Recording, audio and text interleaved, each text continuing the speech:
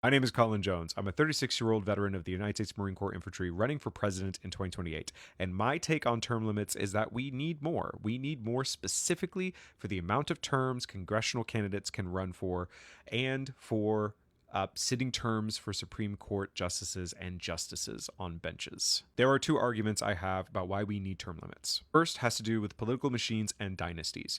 Frankly, someone allowed to serve unlimited terms in Congress creates a toxic environment for democracy.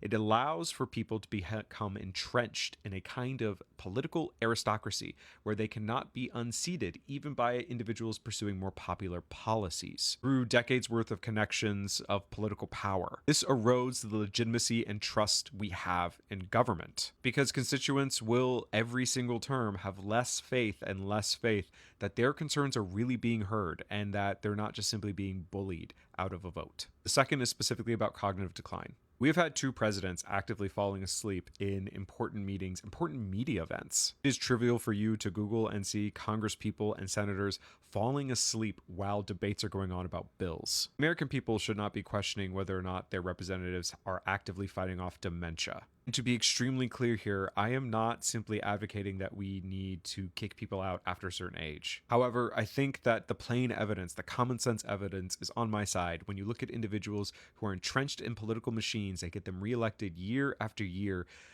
serving on benches far past their prime, and the fact that we do not take steps to limit the amount of terms they can serve or limit the amount of years they can have on a bench. As president, if a bill comes across my table establishing limits for the amount of terms congressional representatives can serve, I will sign it. If a bill comes across my desk establishing a hard limit for the amount of time justices can sit on benches, I will sign it. And if no bill percolates in Congress, I will work with our congressional allies to establish one.